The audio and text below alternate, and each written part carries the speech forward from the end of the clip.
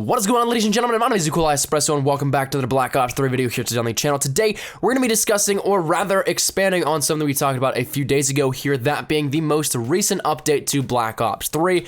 At the time of that video being made, the only information that we had was what we discussed, and since then, there has been a slight update in the game version, and with that, also a lot of information that David Vonderhaart actually posted himself over on Reddit, talking about all of the updates and things alike.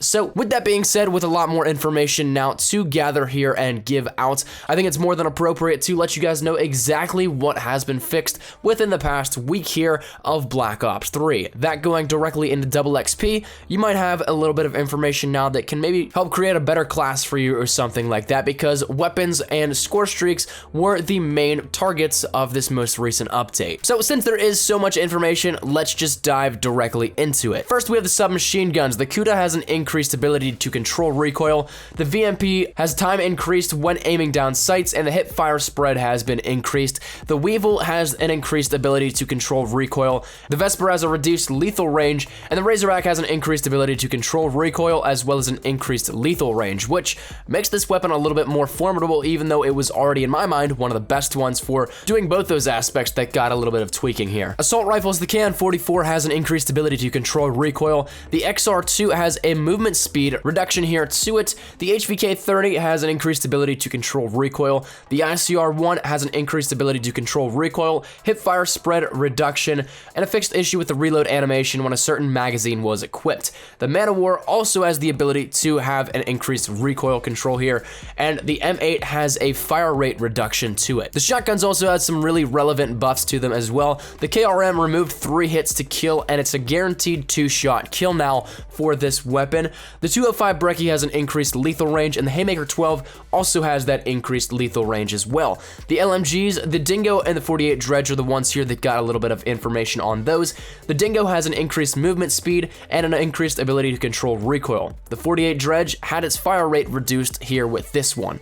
The pistols, the MR6, that movement speed has been increased. The RK5, same with that, the increased movement speed is there as well, and also has a reduced lethal range. Now the LKR9 has a movement speed increased, a damage reduction, and hip fire spread increase added to it. As for score streaks, the HCXD had its explosive damage increased. The Dart had its explosive damage increased for collision explosions. Also, it had handling tunings, minimum speed slightly reduced here, and it fixed an issue where the Dart was not locking onto enemy players. The Talon now has the AI controlled version of it. That damage is slightly increased now. The Mothership got a much needed buff here to it. The number of missiles that is required to destroy it has been increased by 2. The owner of the Mothership now has the explosive bullet damage increased and the rocket turret projectile speed increased. So those are things that'll definitely help you out if you do run the Mothership.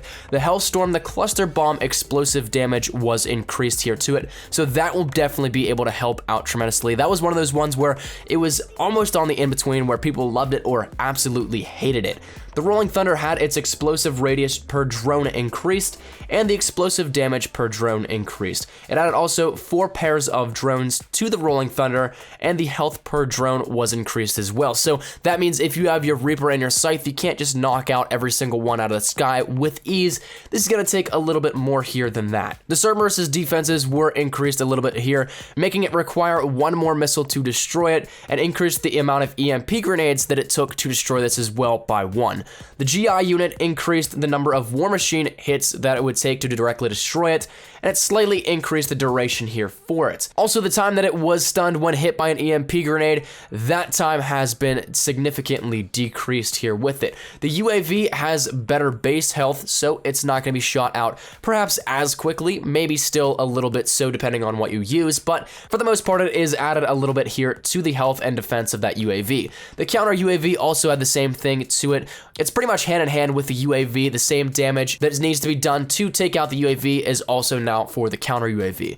The Wraith, another one that was much needed, had its base health increased here, and it's going to take a few more rockets to actually take out. It also fixed that issue where the flak drone would not intercept incoming missiles, so that is something that hopefully helps out tremendously as well. The Wraps, another one that was heavily under fire. It increased the number of missiles required to destroy the deploy ship by 1, and also increased the health per drone and explosive damage per drone as well here within each individual Wrap. And finally, the Lightning Strike reduced the time that it took between the target selection and the actual delivery of the bombs on the playing field. So going in a double XP weekend here, this is something that you now know everything that has changed with the most recent game update. But that's where we're gonna wrap this one up here today, ladies and gentlemen. Thank you guys so much for watching. Wanted to bring you guys this information because it is updated from what we talked about here a few days ago, and it also is something that can help you out if you are planning to grind out this entire double XP weekend. So let me just think down there in the comment section down below. Do you think these patches were adequate enough, or